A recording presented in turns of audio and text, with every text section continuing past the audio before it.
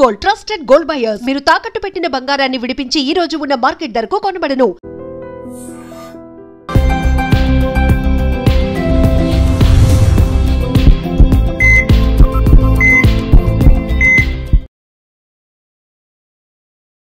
అందరికీ నమస్కారం. Welcome to healthy conversations with I dream media. నేను మీ ఛాన్సీ. సో ఈ రోజు మనతో ఉన్నారు వంటింటి చిట్కాలకు కేర్ ఆఫ్ అడ్రస్ అయిన మధుసూదన్ శర్మ గారు. వెరికోస్ వెయిన్స్ ఈ విషయానికి వస్తే పురుషుల్లో ఎక్కువగా కనిపించే ఈ సమస్య నుంచి మనం ఎలా బయటపడాలి, అసలు వెరికోస్ వెయిన్ అనేది ఎందుకు వస్తుంది? మనం చూసుకున్నట్లయితే కాళ్ళంతా కూడా నరాలు చాలా వాపుగా బయటికి కనిపిస్తూ ఉంటాయి, చాలా ఉబ్బినట్టుగా రెడ్గా రక్తనాళాలు కూడా బయటికి కనిపిస్తూ ఉంటాయి. మరి ఈ సమస్య నుంచి ఎలా బయటపడాలో అడిగి తెలుసుకుందాము. నమస్తే అండి. నమస్తే మా. వెరికోస్ వెయిన్ విషయానికి వస్తే నార్మల్గా ఏదైనా పెయిన్స్ కానీ అలాంటివి అయితే మేనేజబుల్గా చేసుకోవచ్చు. మరి వెరికోస్ వెయిన్ విషయంలో ఎలాంటి వైద్యపరమైన విధానాలు ఉంటాయి, అసలు రాకుండా ఎలాంటి జాగ్రత్తలు తీసుకోవాలి? ఈ వెరికోస్ వెయిన్స్ అమ్మా ఎక్కువ గంటల తరబడి కూర్చున్నా ఈ సమస్య వస్తుందమ్మా. సో ఎక్కువసేపు నిలబడినా ఈ సమస్య వస్తుంది. సో అతి సర్వత్రా వర్క్ చేయదు, అతి ఏది పనికిరాదమ్మా. ఎక్కువగా కాన్స్టెంట్గా నించోవడం కూర్చోవడం పనికిరాదమ్మా, ఏ సమస్య వస్తుంది.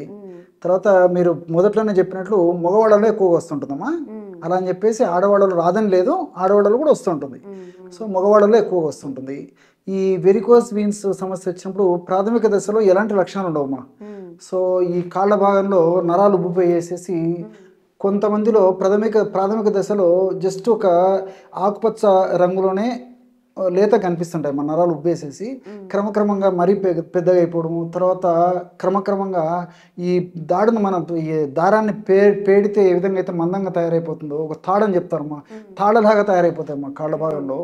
సో ప్రాథమిక దశలో అంత ఇబ్బంది ఉండదు, కానీ ఈ సమస్య పెరిగిపోయే కొద్దీ స్టార్ట్ అవుతాయి లక్షణాలు.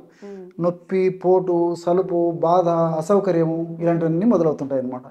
సో దీన్ని కూడా నిర్లక్ష్యం చేయడం వల్ల ఏమవుతుందంటే ఆ భాగంలో నల్లగా తయారు కావడము, ఆ భాగంలో దురద పెట్టేసి పుళ్ళు తయారు కావడము, ఆ పుళ్ళు పడినప్పటికీ మానకపోవడము ఇలాంటివన్నీ కూడా జరుగుతుంటాయమ్మా.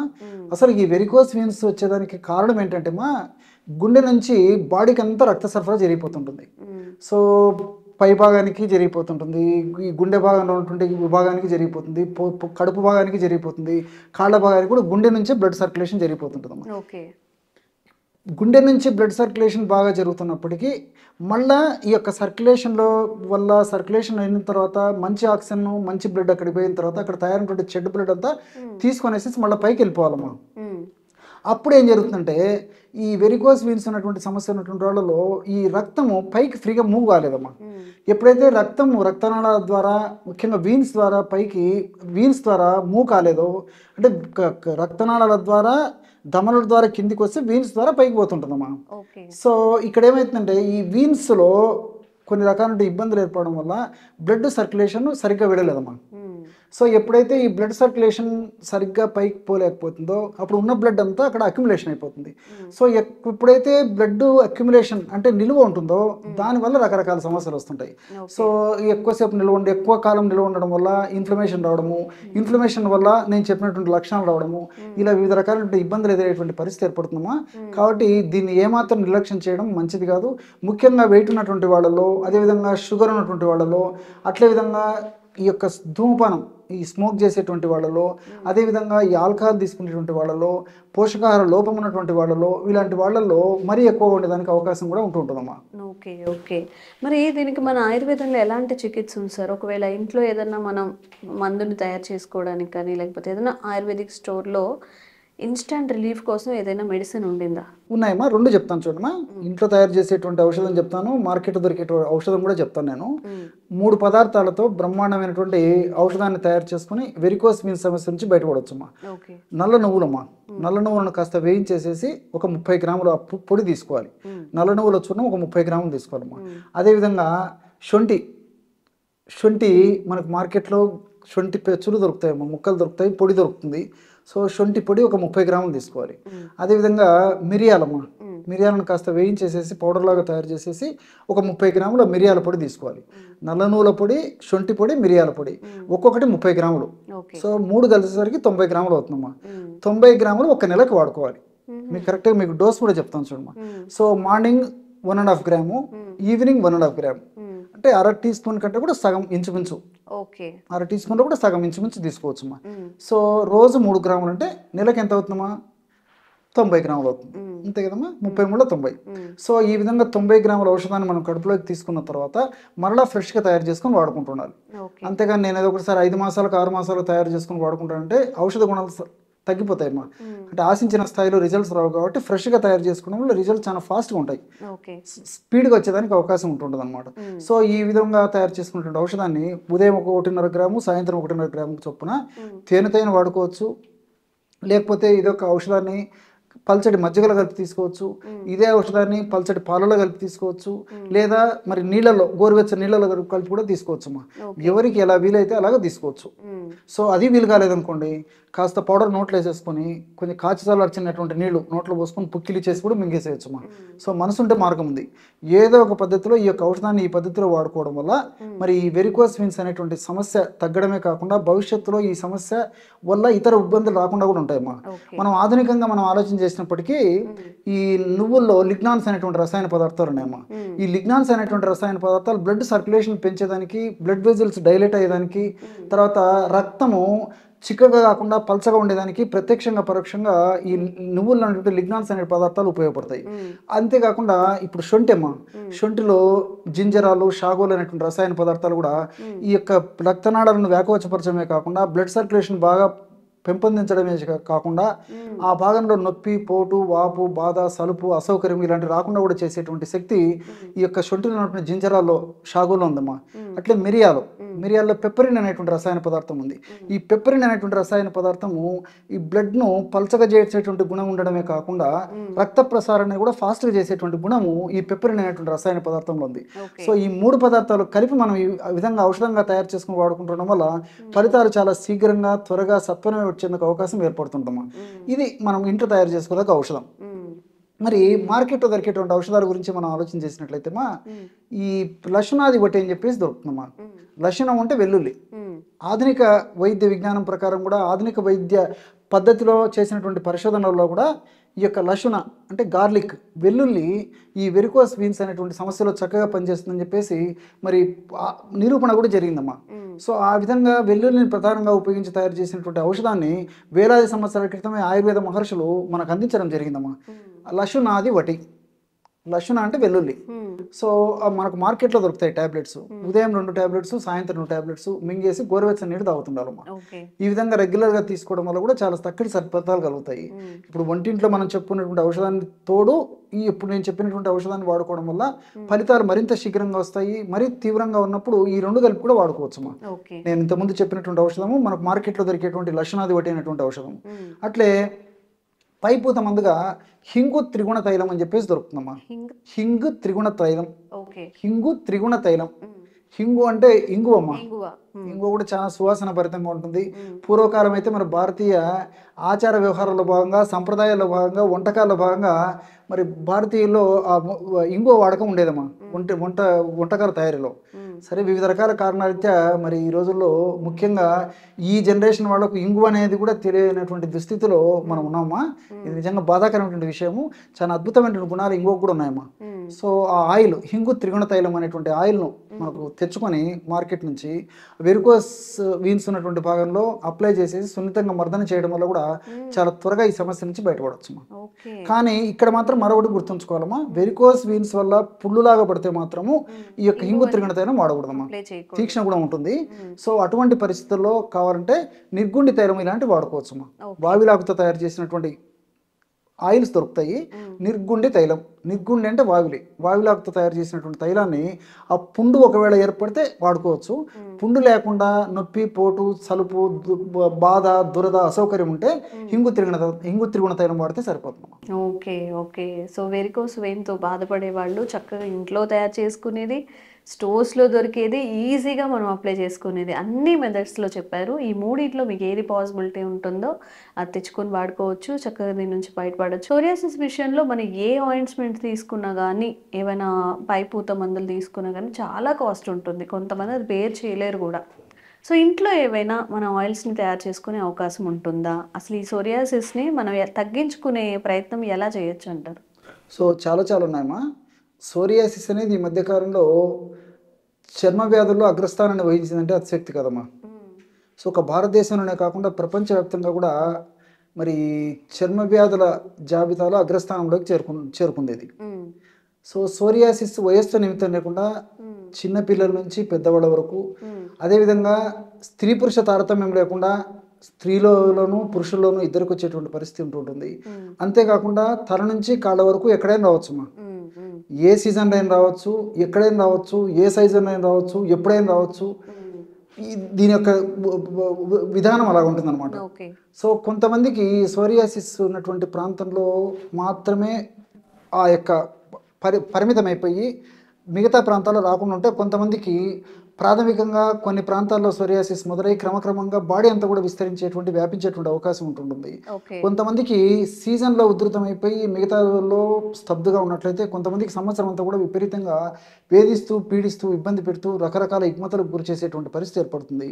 సోరియాసిస్ పరిస్థితి మరీ తీవ్రంగా ఉన్నటువంటి వాళ్ళలో అయితేమా ఈవెన్ ఈ కీళ్ళ నొప్పులు, ముఖ్యంగా మోకాళ్ళ నొప్పులు కూడా వస్తాయమ్మా. సోరియాటిక్ ఆర్థరైటిస్ అంటారు అనమాట. సో సోరియాసిస్కు సరైనటువంటి ట్రీట్మెంట్ తీసుకుంటే కానీ ఆర్థరైటిస్ కూడా తగ్గదు. మోకాళ్ళ నొప్పులు విపరీతంగా వస్తాయమ్మా, భరించలేరమ్మా. సో మరి మీరు అన్నట్లు ఈ సోరియాసిస్ సమస్యకి పైపూత మందుగా వాడుకోవాలంటే సామాన్య మానవునికి అందని ద్రాక్ష పండేటువంటి పరిస్థితి ఉందమ్మా. సో ఏదో కొద్దిగా భాగంలో కొద్ది గొప్ప అయితే ఆ ప్రాంతంలో అయితే ఆ సోరియాసిస్ సంబంధించినటువంటి మార్కెట్లో దొరికేటువంటి ఔషధాలు పైపూత మందుగా వాడుకోవడానికి అనుకూలంగా ఉంటుంది. కానీ మరి బాడీ అంతా మరి యొక్క సోరియాసిస్ సమస్య ఉన్నటువంటి వాళ్ళలో మరి వందలాది ఖర్చులు రోజు కూడా ఖర్చు పెట్టుకోవాల్సిన పరిస్థితి కేవలం పైపూత మందులకే అవుతుందమ్మా. ఈ నేపథ్యంలో మీరు చాలా మంచి ప్రశ్న అడిగారమ్మా. సో మన ఇంట్లో దొరికేటువంటి వస్తువులతోనే వాటికంటే మెండైనటువంటి ఈ యొక్క ఉపయోగాన్ని, లబ్ధిని పొందవచ్చుమా ఈ పైపూత మందుగా. ఎలాంటి ఔషధాన్ని తయారు చేసుకోవాలంటే కేవలం 3 పదార్థాలతోనే బ్రహ్మాండమైనటువంటి సోరియాసిస్ తగ్గించేటువంటి ఔషధాన్ని తయారు చేసుకోవచ్చు. స్వచ్ఛమైనటువంటి పసుపు పొడిమా, పసుపు కొమ్మలు దంచి తయారు చేసుకున్నటువంటి పొడి ఒక 50 గ్రాములు తీసుకోవాలి. అదేవిధంగా కర్పూరం, ముంట కర్పూరం కానీ హారతి కర్పూరం కానీ అమ్మా ఏదైనా పర్లేదమ్మా. మన ఇంట్లో దొరికేటువంటి కర్పూరం, ముద్ద కర్పూరం కానీ ఏ కర్పూరం ఉంటుంది ఒక 50 గ్రాములు. సో పసుపు పొడి, కర్పూరము, తులసాకు పొడి. సో తులసాకు పొడి మనకు మార్కెట్లో దొరుకుతుంది. ప్రామాణిక కంపెనీ వాళ్ళు తయారు చేసేటువంటి తులసాకు చూర్ణం మనం విచారించుకొని తెచ్చుకుంటే సరిపోతుందమ్మా. లేదు మనకు తులసి ఆకులు బాగా విస్తారంగా పుష్కలంగా దొరికి మనం తులసాకు పొడి చేసుకోగలిగితే తులసాకులు తెచ్చుకొని బాగా నీడలో 4 రోజులు కానీ 5 రోజులు కానీ బాగా ఎండబెట్టేసేసి పౌడర్ తయారు చేసుకుని వాడుకోవచ్చు. ఈ ఒక్కొక్కటి 50 గ్రాముల చొప్పున కలిపేసేయాలమ్మా. ఈ పదార్థం అంతా బాగా కలిపేసేసి ఒక గాజు సీసాలో నిల్వ ఉంచుకోవాలి. ఇది నాణ్యానికి ఒకవైపు. మరి వాడేటువంటి విధానం ఎలాగంటే రోజు ఒక్కసారమ్మా తగినంత పొడి. ఇప్పుడు సమస్య కొద్దిగా ఉంటే కొద్దిగా పౌడర్ సరిపోతుంది. సమస్య ఎక్కువ ఉందనుకోండి పౌడర్ కూడా ఎక్కువ తీసుకోవాలి.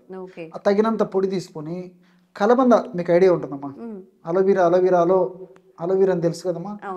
గ్రామాలు, పట్టణాలు, నగరాలతో నిమిత్తం లేకుండా ప్రతి చోట దొరుకుతుంది. కలబంద గుజ్జు అంటే ఈ కలబంద పై భాగంలో ఆకుపచ్చ రంగు, కింది భాగంలో ఆకుపచ్చ రంగు ఉండి మధ్యలో గుజ్జు ఉంటుందమ్మా.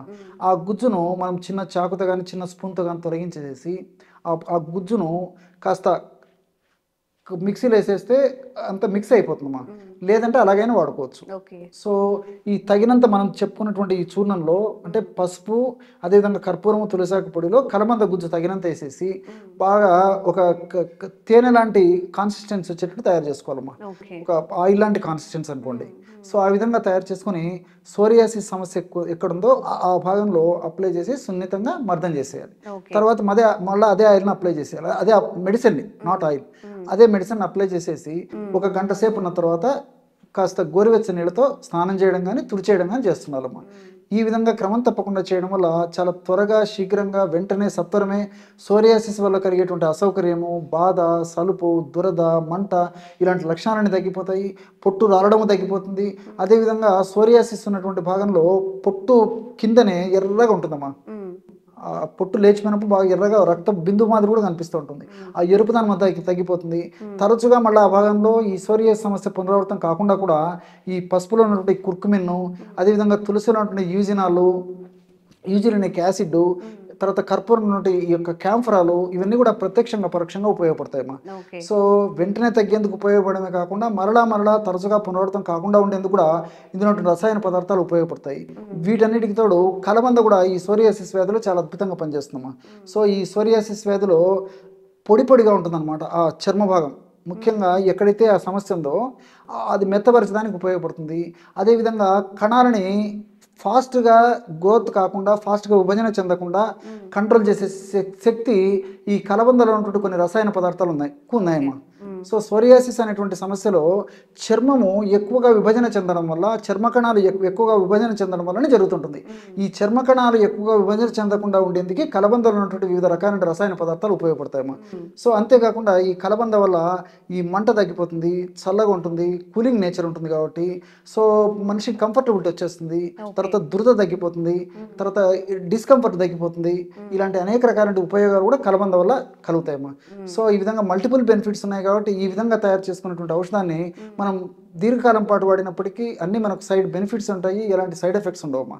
ఓకే సార్, ఇప్పుడు అందరికీ మేబీ ఇంత టైం ఉండకపోవచ్చు.